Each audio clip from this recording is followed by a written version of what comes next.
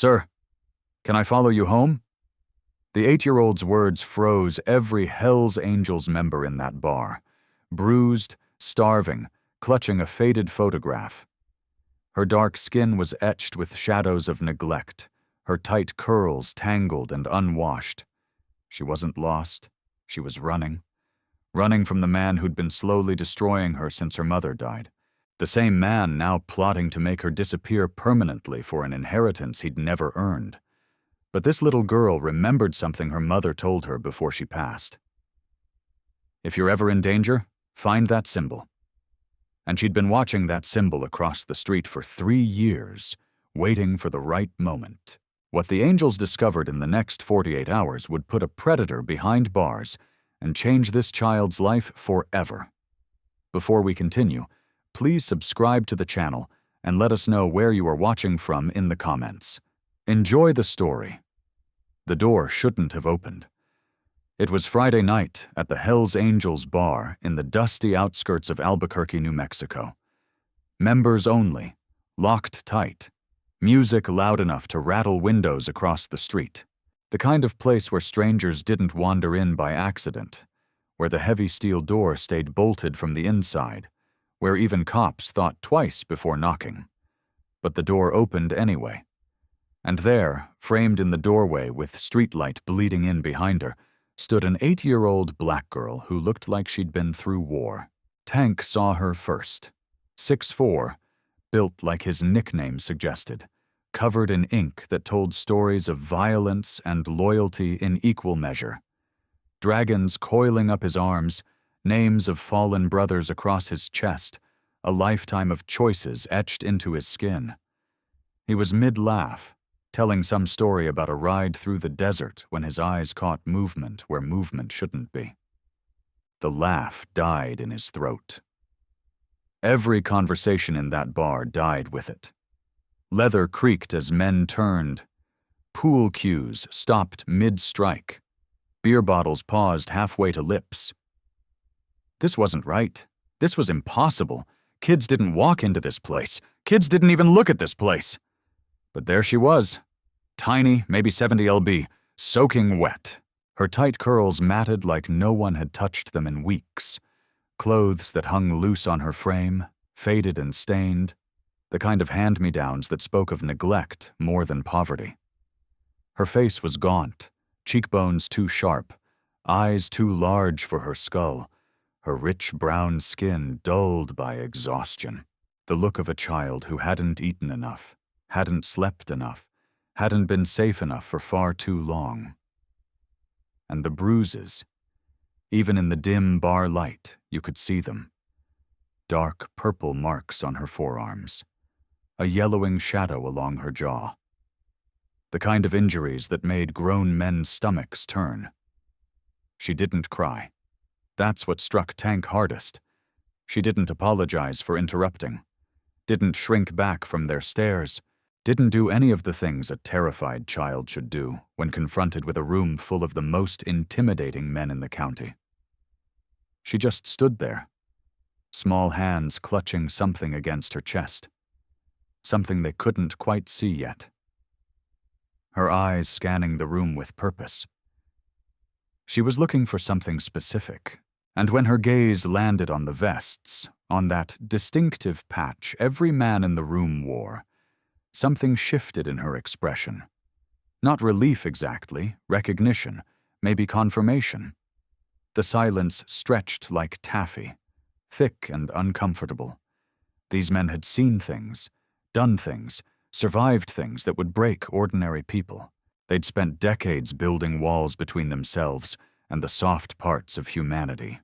The vulnerable parts because vulnerability got you killed in their world. But standing there watching this tiny, broken bird of a child, something ancient stirred in their chests, something protective and primal that transcended club rules and street codes. Then she spoke. Her voice cut through the silence like a blade, steady, clear, impossible for someone her size in a situation this insane. Just 2 words at first, directed at Tank, the biggest, scariest-looking man in the room. "Sir," she said, That one word carrying more weight than it should. "Can I follow you home?" The silence that followed was suffocating. You could hear the neon beer sign buzzing on the wall, could hear someone's boot scraping against concrete floor, could hear the music still playing, but muted now, irrelevant background noise to something far more important unfolding. These men, hardened by decades of loyalty, brotherhood, and choices most people couldn't comprehend, were not used to being addressed by children. Especially not children who looked like they'd been beaten. Especially not children asking for help in the one place society said they should fear most. Tank's brain was working overtime, trying to process what he was seeing, what he was hearing. How did she get in? Why was she here? Who was she? And more importantly, who had hurt her? Because someone had, that much was obvious. The bruises didn't lie. The hollow cheeks didn't lie. The way she held herself like she expected a blow at any moment. That didn't lie either. He moved first because someone had to. Tank crouched down slow and deliberate. The way you approach a frightened animal, non-threatening, careful, giving her space to run if she needed it. His knees protested the movement. Old motorcycle accidents making themselves known, but he ignored the pain. At her eye level now, he could see more details. Could see the dirt under her fingernails.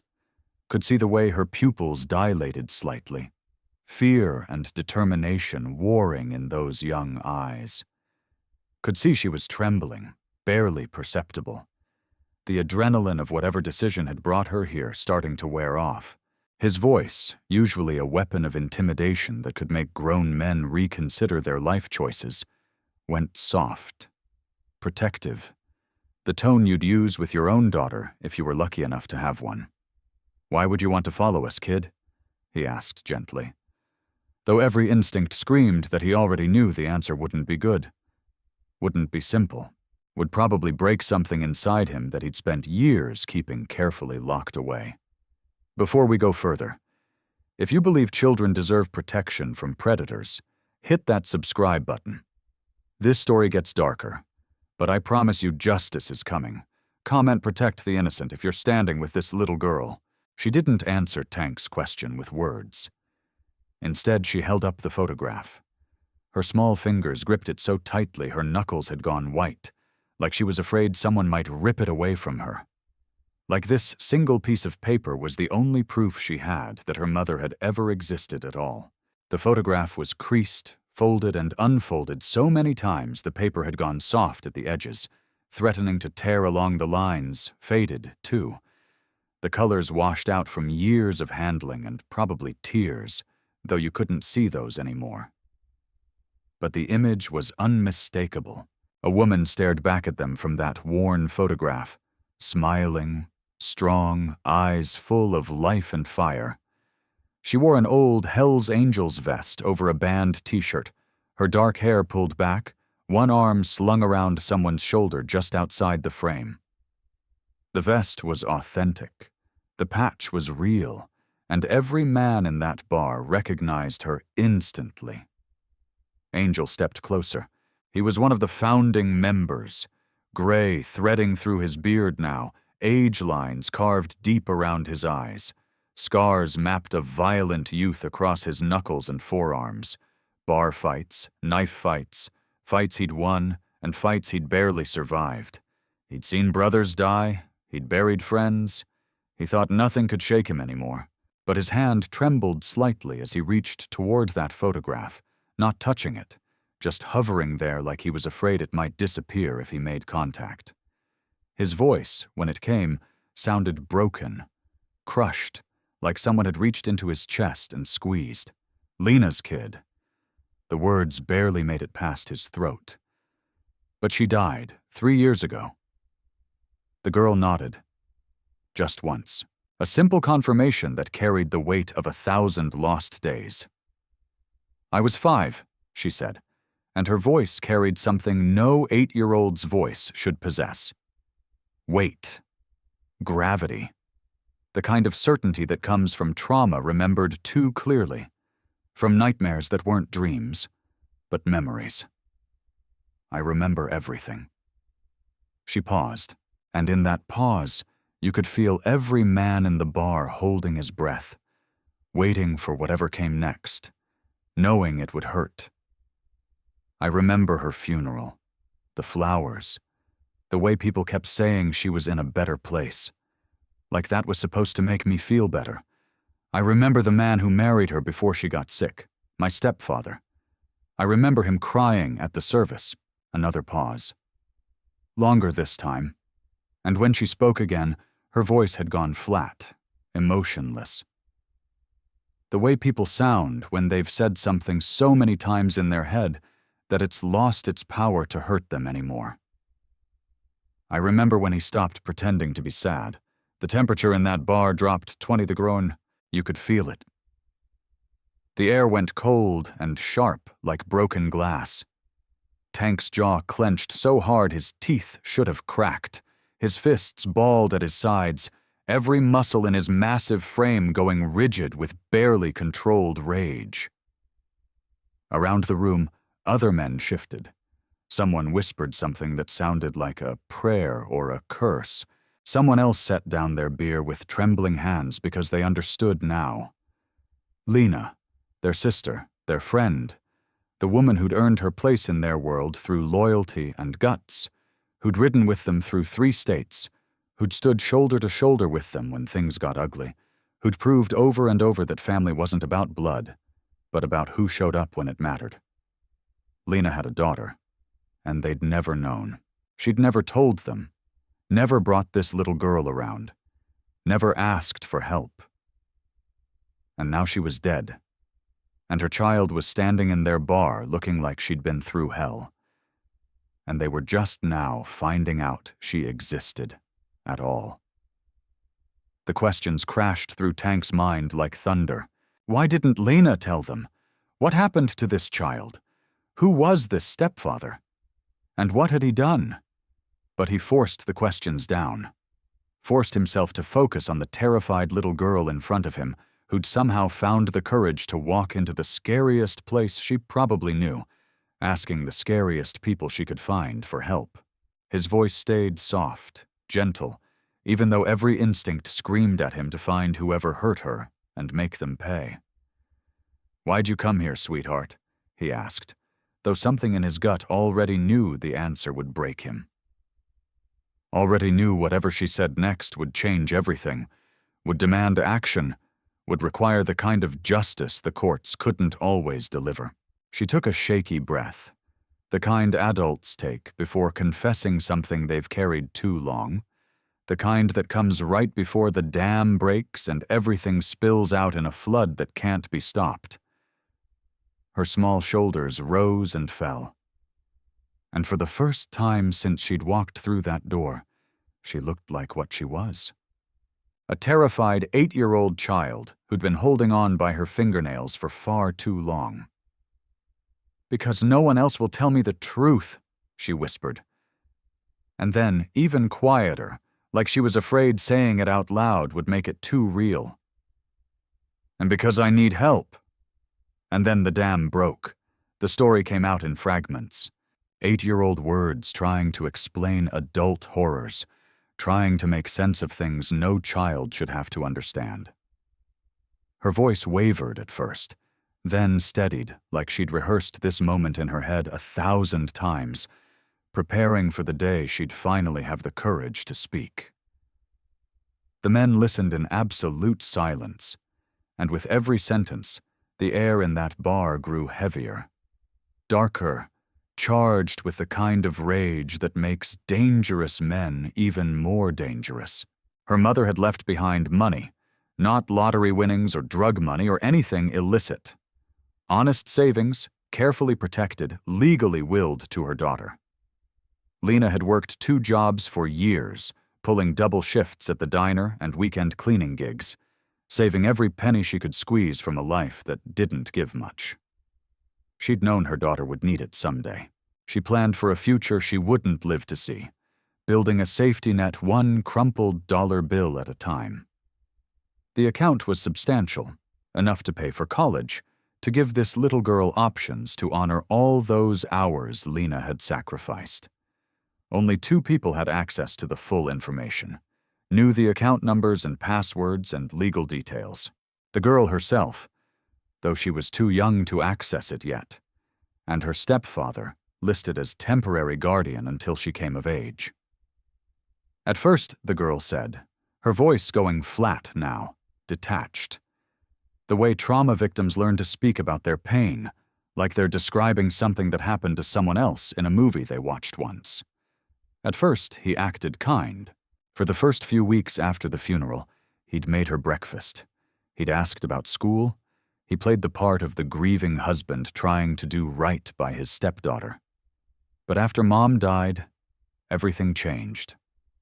The kindness evaporated like morning fog burned off by a cruel sun. The mask slipped, and underneath was something cold and calculating and utterly devoid of love. The details came like punches, each one landing harder than the last. Starvation. Meals skipped as punishment, food locked away, her watching him eat while her stomach cramped with hunger. Locked rooms, her bedroom door fitted with a deadbolt on the outside, trapping her for hours, sometimes overnight, while he disappeared to do God knows what. Bruises explained away as clumsiness when the rare neighbor asked, when a teacher noticed, when anyone got close enough to see. And those neighbors, they'd been told she was slow, sickly, that it was better not to engage with her because she got confused easily, made up stories, needed special handling. She'd been kept silent, out of sight, a ghost in her own home, invisible to a world that should have noticed, should have cared, should have saved her. But here's what the stepfather didn't know. Here's what he never even suspected. This 8-year-old girl was far smarter than he imagined, far more observant, far more determined to survive.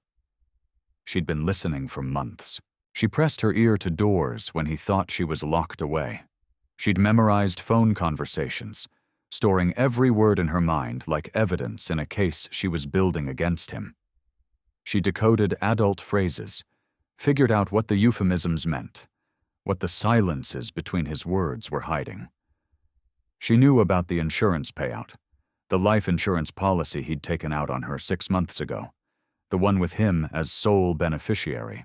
She understood what the kid being more trouble than she's worth meant when he said it to whoever was on the other end of those late-night phone calls. She'd heard him tell someone about clearing the way, about handling things this weekend, about how accidents happen to children all the time, and nobody really questions it if you set it up right. Tank's fists clenched so hard his knuckles cracked like gunshots in the silence. The sound made several men flinch. His voice came out like gravel, like broken glass. He was planning to kill you. Not a question, a statement of fact, a recognition of evil that made even these hardened men feel sick. She nodded. And the simple gesture carried the weight of certain death avoided by the thinnest margin. I think he was waiting for the right time, she said quietly. An accident? Something believable? A fall down the stairs, maybe? Or something with the stove? Something that wouldn't make people ask too many questions. She looked up at these terrifying men with their ink and leather and scars. Men who should have frightened her. Men who the world had taught her to fear. But Mom told me something before she died. Right at the end when it was just me and her in the hospital room, she made me memorize. She made me promise I'd remember. Her small finger lifted, pointing at Tank's vest, at that distinctive patch every man in the room wore like a badge of honor.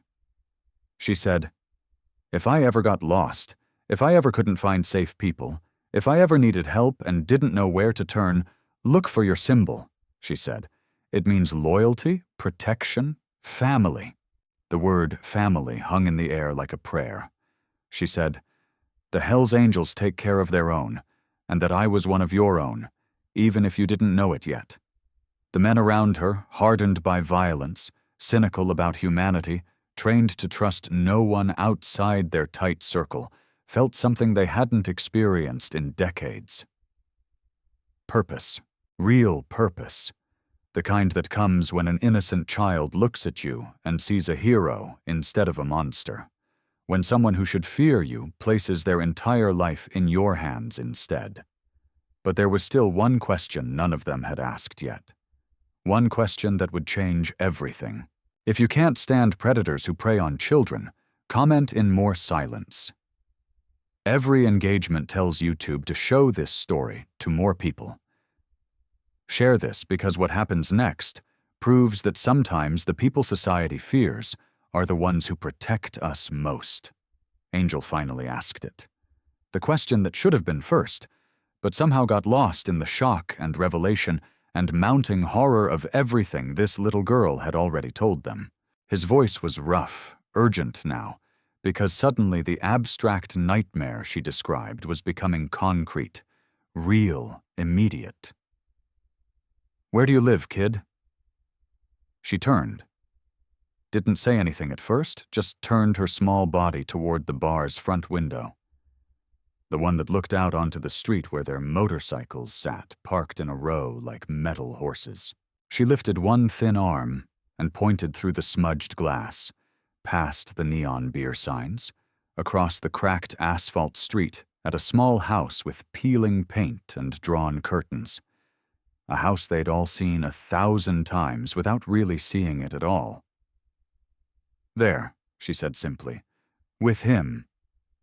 He doesn't know I left. He thinks I'm locked in my room." The men stared. Just stared. You could see the realization hitting them in waves, each one worse than the last. Some of them had been coming to this bar for 20 years. 20 years of Friday nights and Saturday afternoons.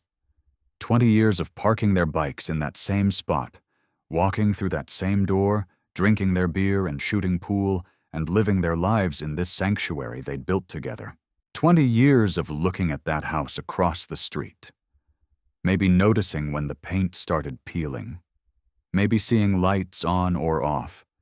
Maybe registering it existed the way you register background scenery you pass every day without thought. 20 years while a child was being tortured 50 feet away. 50 feet.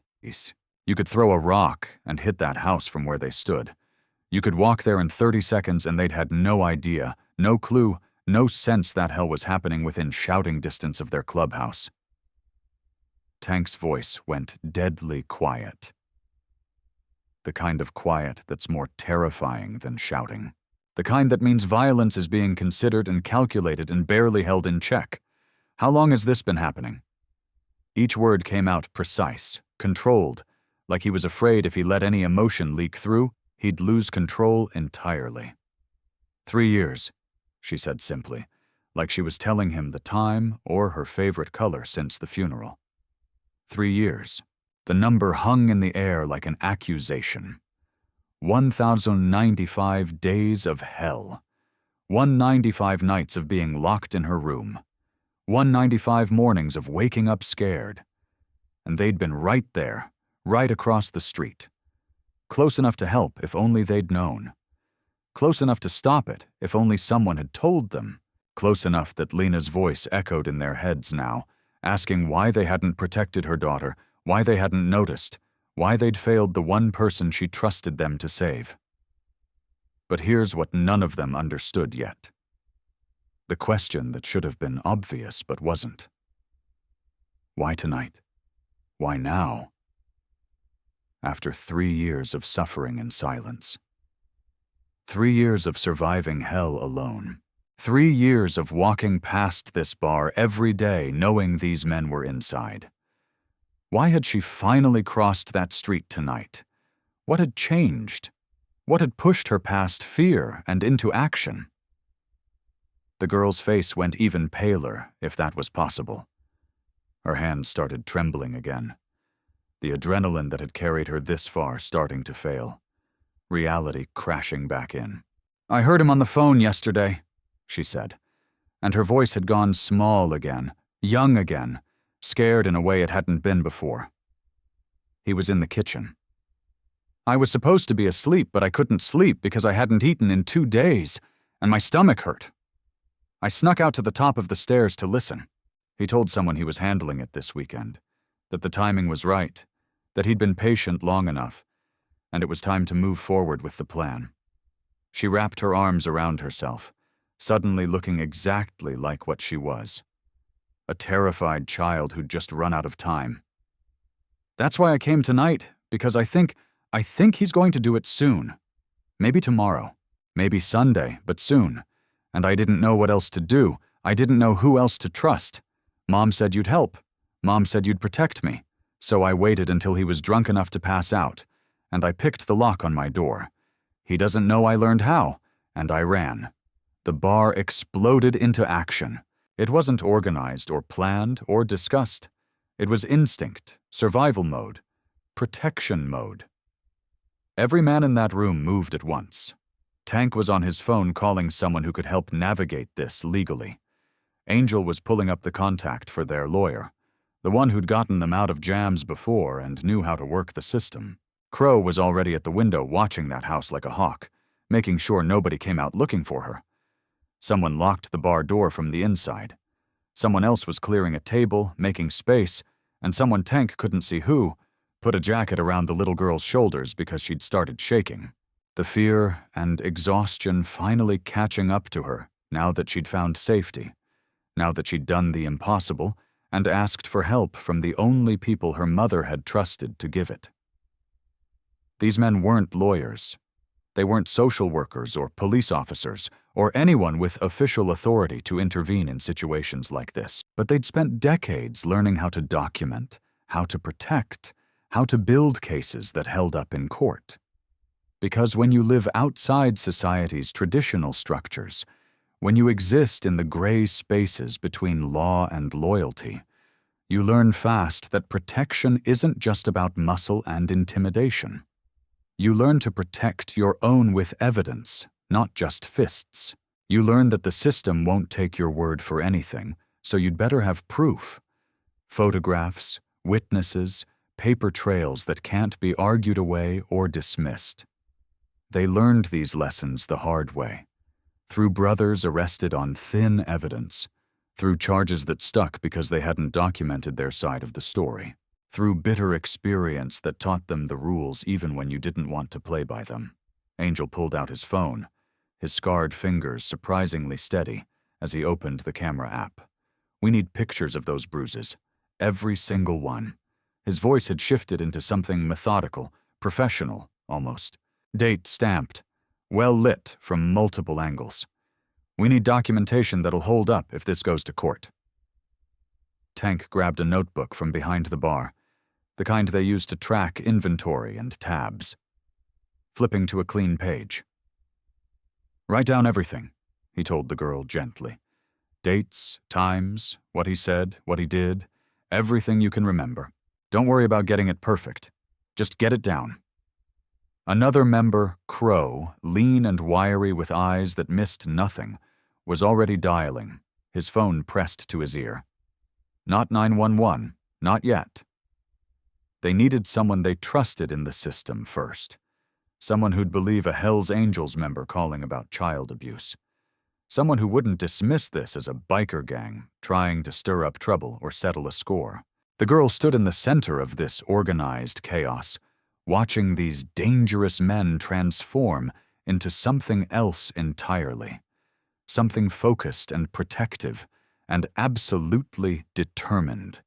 She let Angel photograph the bruises on her arms, the ones on her legs, the fading yellow marks on her ribs where she lifted her shirt with the unself-conscious trust of a child who'd already decided these men were safe.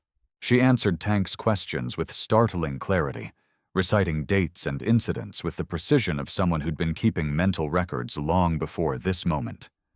Around them, other members were making calls, pulling up contacts, activating a network of people who owed them favors or shared their sense of justice, or simply understood that some lines you don't cross.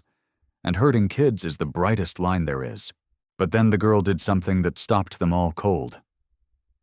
She reached into her backpack, a tiny thing worn and patched with cartoon characters faded almost beyond recognition, and pulled out a folder.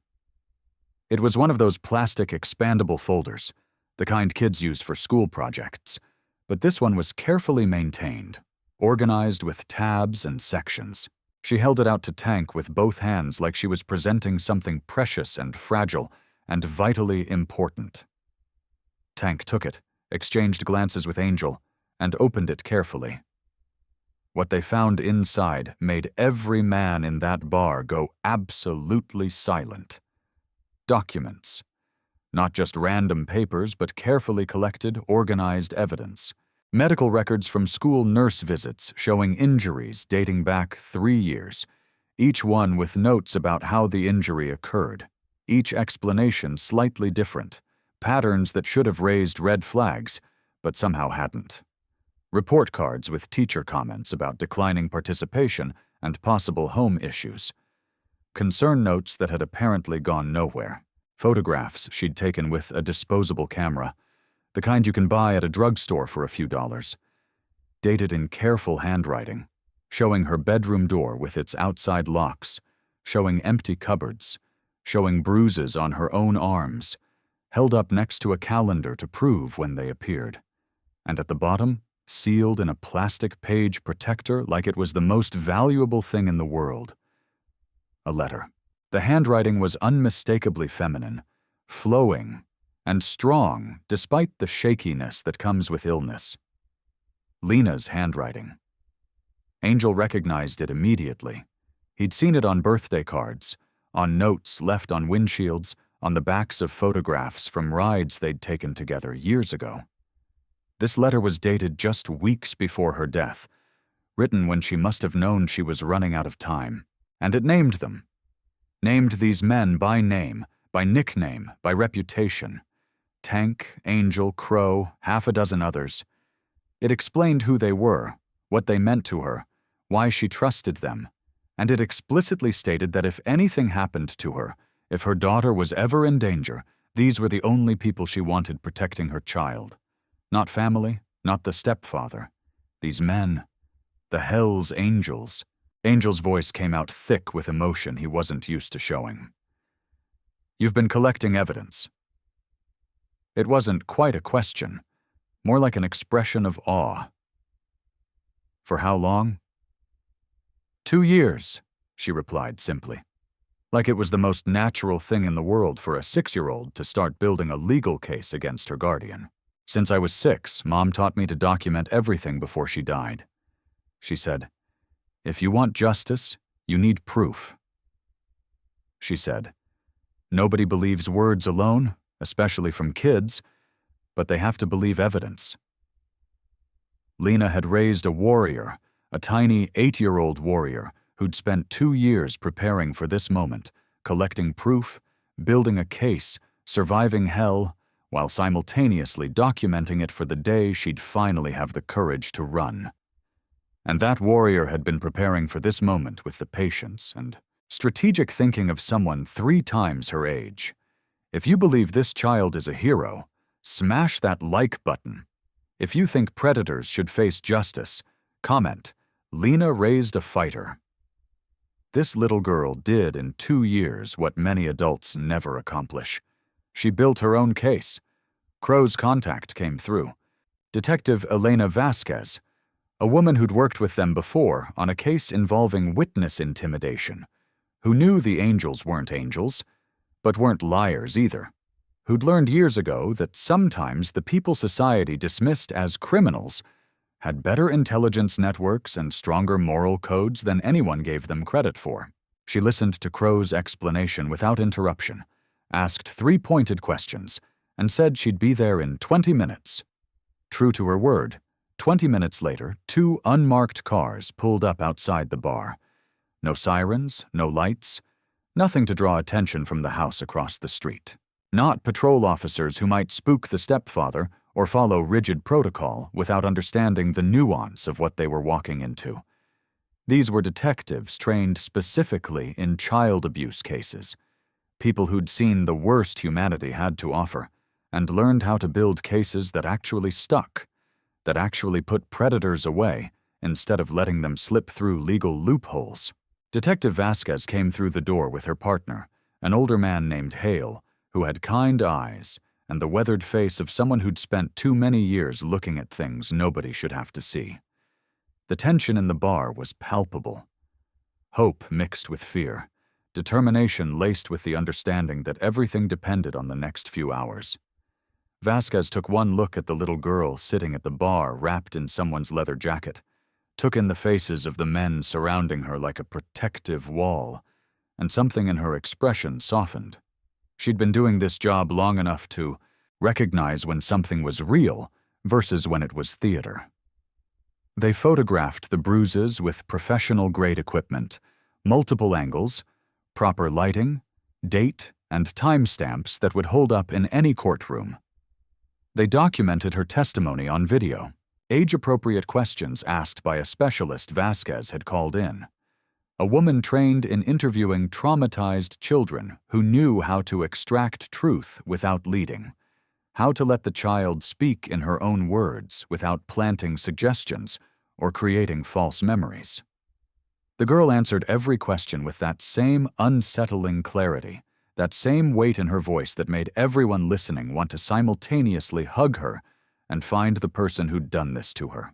They examined the folder she'd assembled, passing documents between them with increasingly grim expressions, the meticulous organization and careful documentation impressive even to professionals who'd spent careers building cases. And they read Lena's letter. Read it twice. Actually, Vasquez's eyes moving over the words slowly, absorbing not just the content, but the desperation and love and calculated planning behind it. But then Vasquez set down the letter and looked at the assembled group with an expression that made Tank's stomach drop. "Everything she has is strong," Vasquez said carefully. "Damning even. The medical records show a pattern. The photographs are dated and detailed. The testimony is consistent and credible." Lena's letter establishes intent and planning. She paused, and in that pause, everyone heard the "but" coming before she said it. But without catching him in the act, without proof he was actively planning harm in the immediate future, without witnesses or recordings or something concrete beyond what amounts to hearsay and circumstantial evidence. The stepfather might walk, or worse, he might get supervised visits, might maintain legal guardianship with court-ordered anger management or parenting classes. The system doesn't like to completely sever parental rights without irrefutable proof of imminent danger. The words hit like physical blows.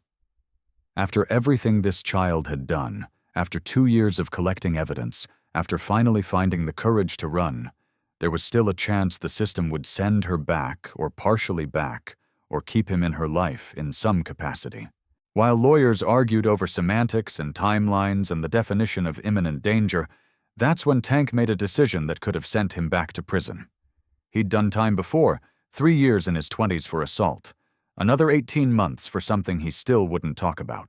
He knew what prison felt like, knew what it cost, and he made the calculation in about 5 seconds that this was worth it. "I'm going over there," he said, his voice carrying the finality of a decision already made. "No," Detective Vasquez warned, her professional mask slipping to show genuine concern. "You'll compromise everything. Any confession he makes, any evidence we gather, any statement he gives, it could all be thrown out if a defense lawyer argues coercion or intimidation. You know this, Tank." Tank's smile was cold, the kind of smile that had made smarter men than this stepfather reconsider their life choices. "I'm not going to touch him," he said quietly. "I'm just going to knock on his door like a concerned neighbor, going to ask if he's seen a little girl, and I'm going to see what he says when he realizes she's gone." He looked at Vasquez directly.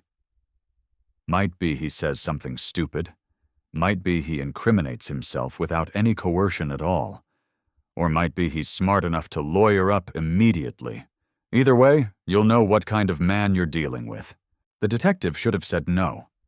Should have followed protocol, maintained the chain of evidence, kept civilians out of active investigations.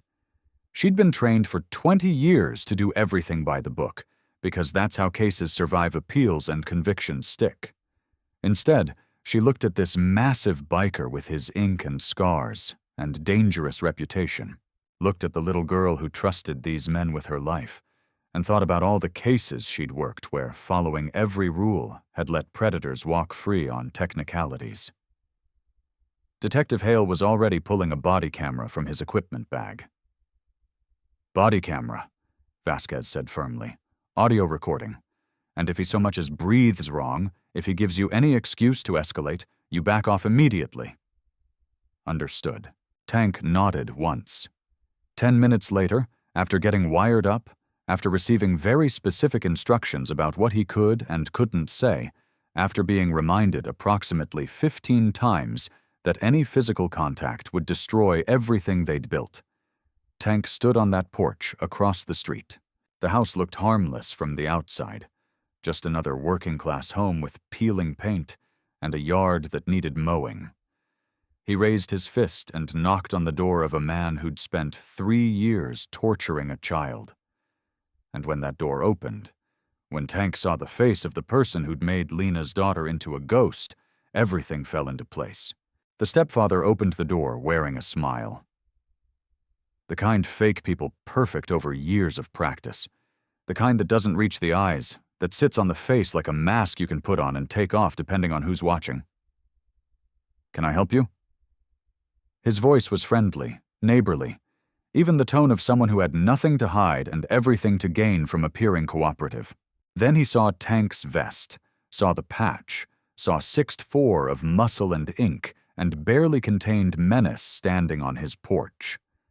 And that smile cracked just slightly at the edges. A hairline fracture in the facade that told anyone paying attention this man was recalculating, reassessing, trying to figure out what this threat was and how to neutralize it. Tank kept his own expression neutral, almost bored, like he was asking directions or looking for a lost dog. "Looking for a little girl," he said calmly, each word measured and deliberate. "About 8 years old, answers to Lena's daughter, seen her around." He watched the stepfather's face carefully, the way you watch an opponent in a fight, looking for tells, for the micro-expressions that reveal what someone's really thinking beneath whatever words they're selling. The stepfather's face did something interesting. Not concern. That would have been the normal reaction. The human reaction when someone shows up asking about a missing child. Not confusion either. Not the bewilderment of someone who doesn't understand why a stranger would be asking about their kid. No. What flashed across his features was calculation. Pure, cold calculation. You could see his mind working. See him running through scenarios and responses. See him trying to figure out how much this biker knew and what the right play was. "She's sick," he said quickly. Too quickly. The words came out rushed. Defensive without the natural pause of someone who actually had to think about where their child was. "Sleeping. Can't be disturbed. She's had a rough week and needs her rest." He moved to close the door slightly, a subtle territorial gesture, establishing boundaries, asserting control over his domain. Tank didn't budge. He leaned against the doorframe instead, casual, relaxed. His massive frame effectively blocking the man's view of the street, blocking any sight of the unmarked cars parked 2 houses down, blocking everything except this conversation that was happening right now. "That's odd." His voice carried just a hint of skepticism, just enough to make the stepfather feel like he needed to explain more, to justify, to defend. "Because I got a call, she might be in trouble." "Concerned neighbor, you know how it is.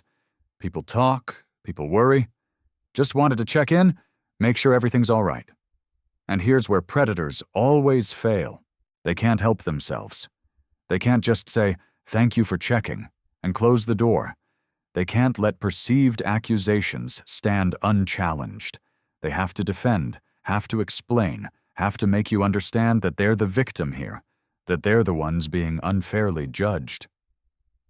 "She's fine," he snapped, irritation bleeding through the friendly neighbor act like ink through wet paper.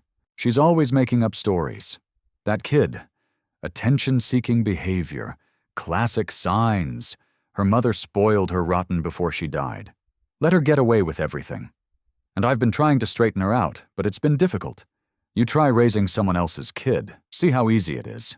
Tank let the words hang there for a moment. Let the stepfather hear his own defensiveness, his own unprompted explanations. So, you do discipline her?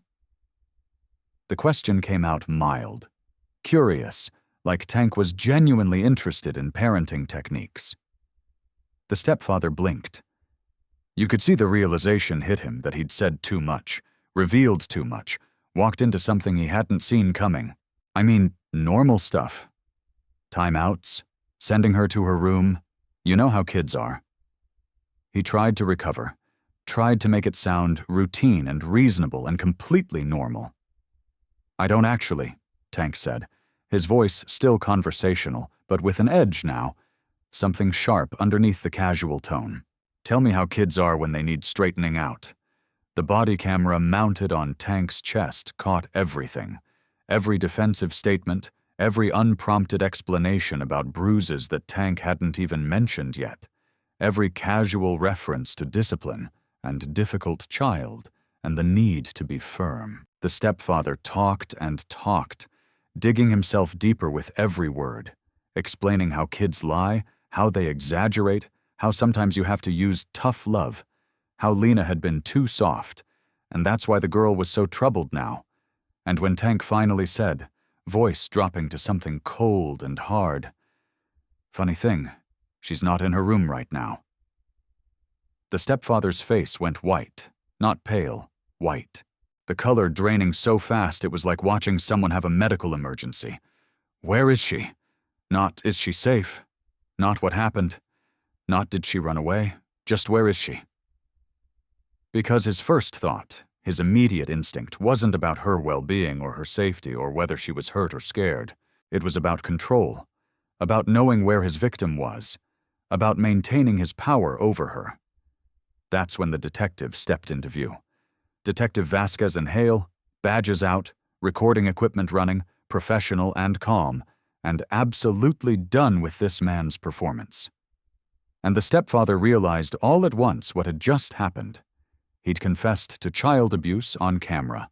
He'd revealed his true nature to a Hells Angels member who now had every legal right to be standing exactly where he was, asking exactly the questions he'd asked.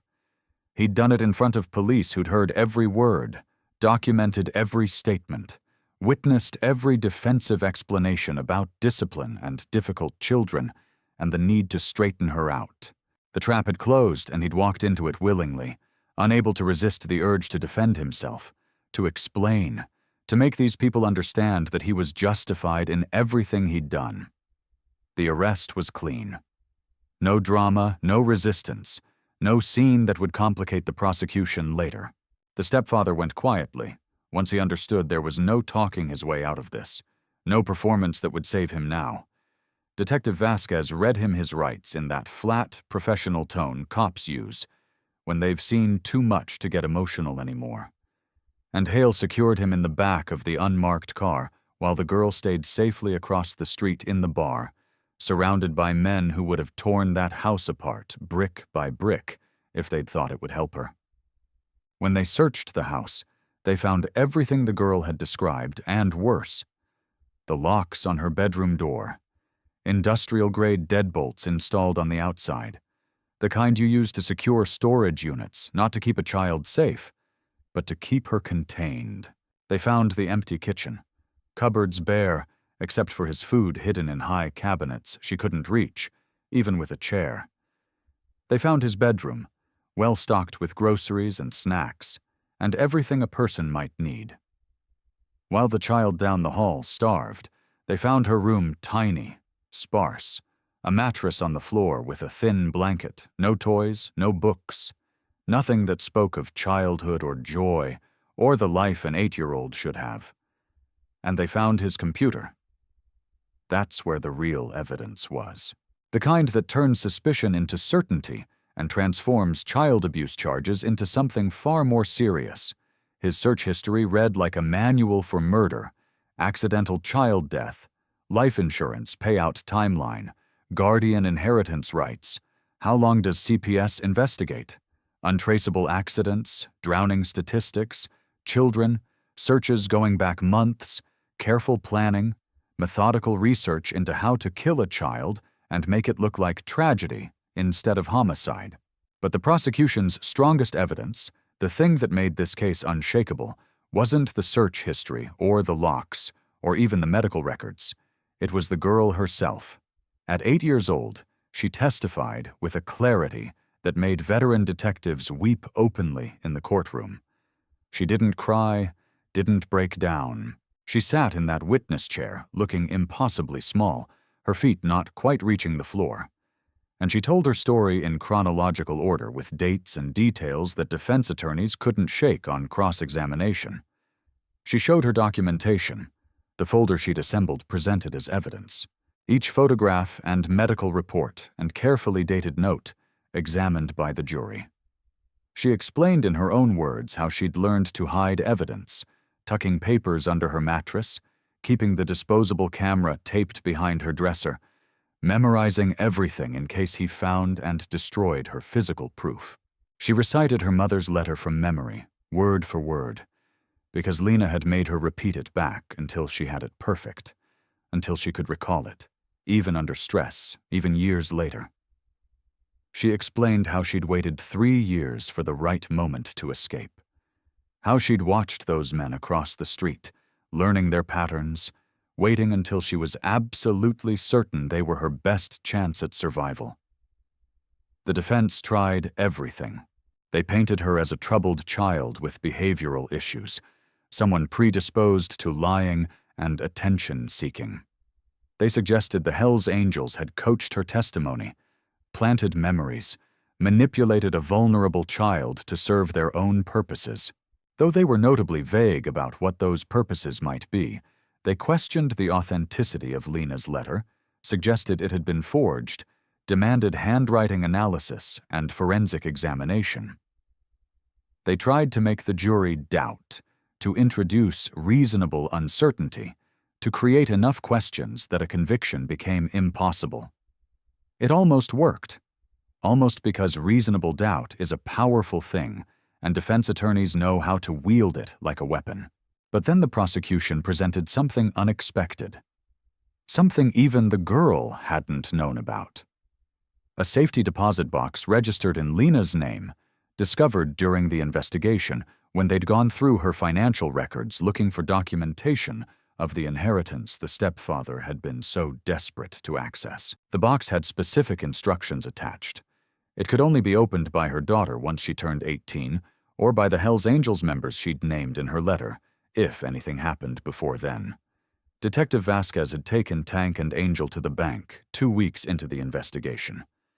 And what they'd found inside changed everything.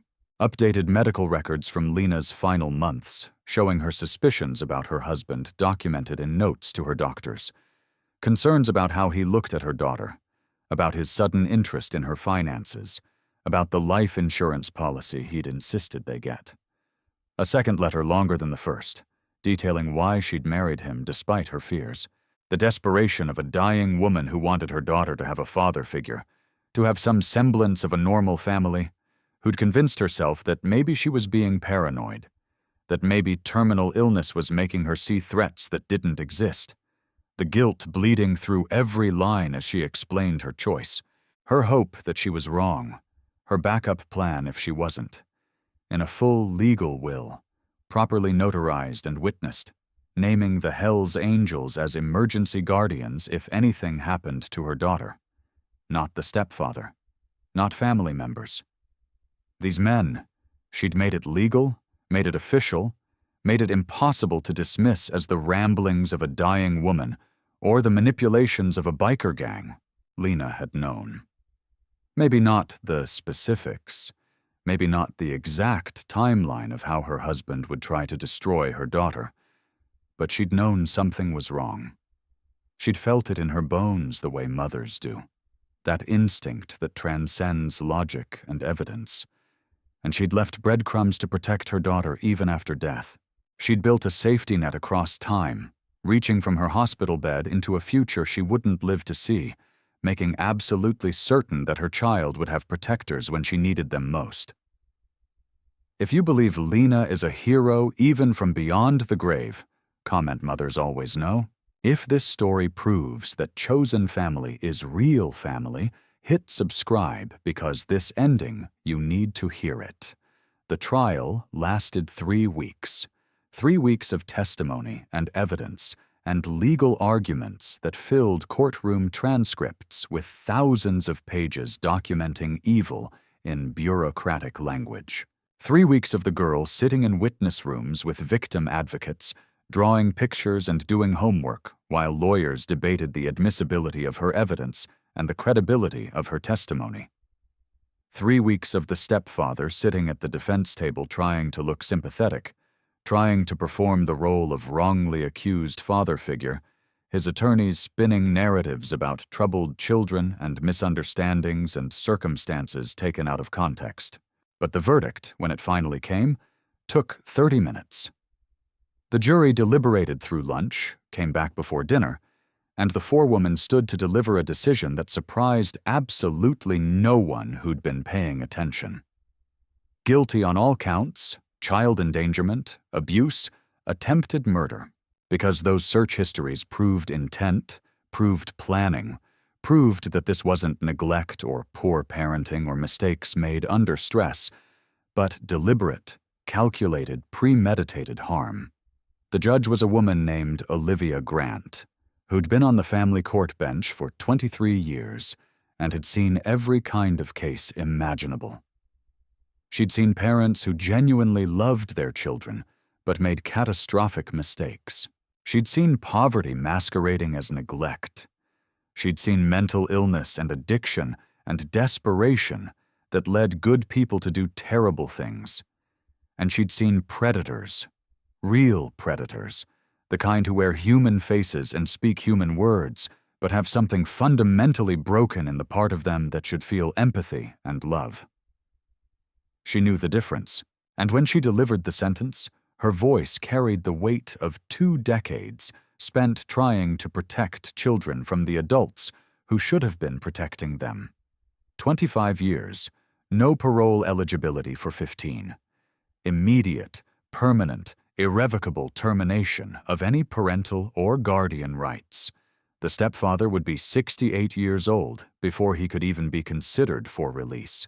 Ancient by prison standards, his life essentially over. And when he got out, if he survived that long in a system where inmates have their own brutal justice for people who hurt children, he would have no legal connection to the girl whatsoever. No right to contact her, no claim on her inheritance, no ability to insert himself back into her life. He was erased legally and permanently, as thoroughly as the system could erase someone without capital punishment. But that wasn't the end of the story. That wasn't the resolution that mattered most. Because sitting in that courtroom, filling an entire row like a wall of leather and denim and defiance, were men in Hell's Angels vests. Men with ink and scars and reputations that made people cross the street, that made mothers pull their children closer, that made assumptions about violence and criminality before a single word was spoken. Tank sat in the middle, too large for the courtroom chairs, his frame overflowing into the space around him. Angel sat beside him, gray beard trimmed for court, hands folded in his lap like he was in church. Crow and a dozen others filled out the row, and they'd shown up every single day of that trial.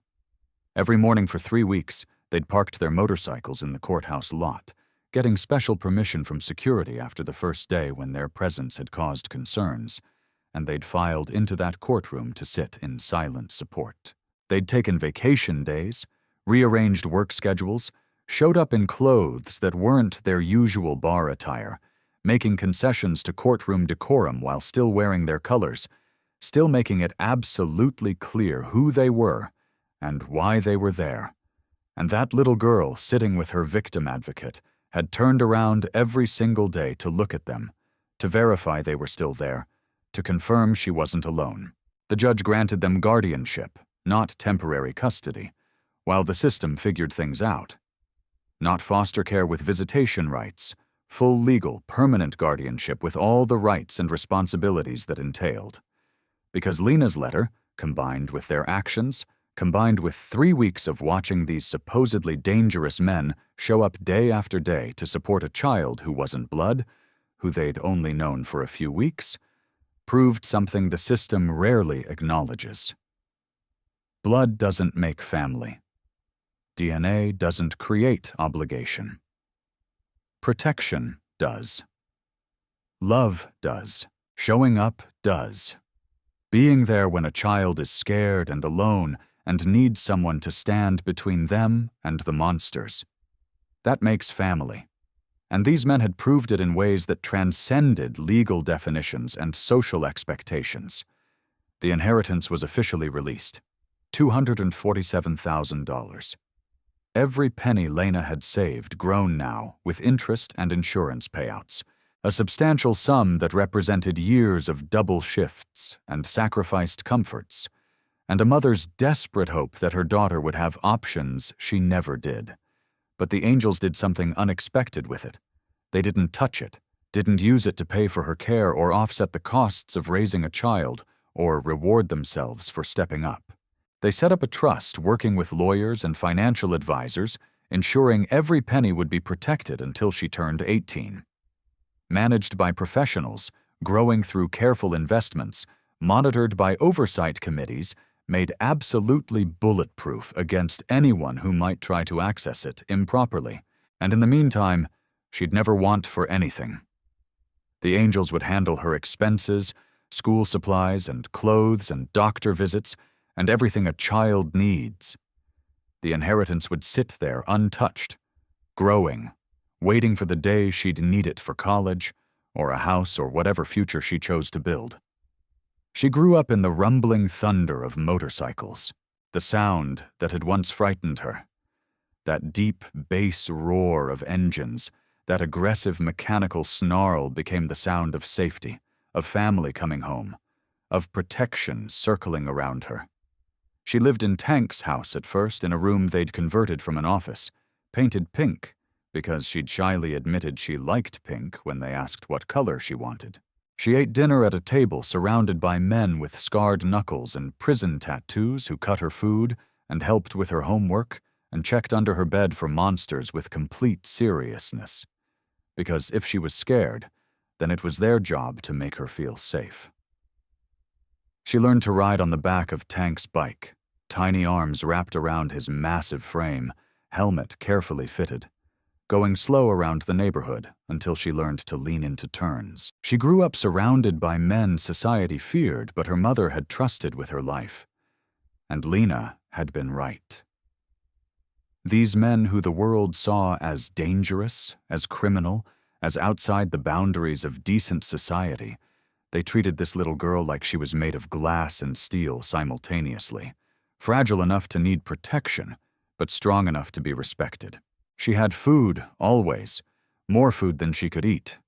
Actually, the kitchen constantly stocked because none of them could quite shake the image of her standing in that bar looking half-starved. She had safety, real safety, the kind that lets you sleep through the night without listening for footsteps in the hall. She had answers to questions about her mother, stories she'd never heard, photographs she'd never seen, a history that was hers by right. And she had a family, not the family genetics had given her, but the family her mother had chosen, the family that had chosen her back. And every night, Tank tucked her in with the same words. Every single night for years, the ritual never varying, the words becoming a promise, renewed daily.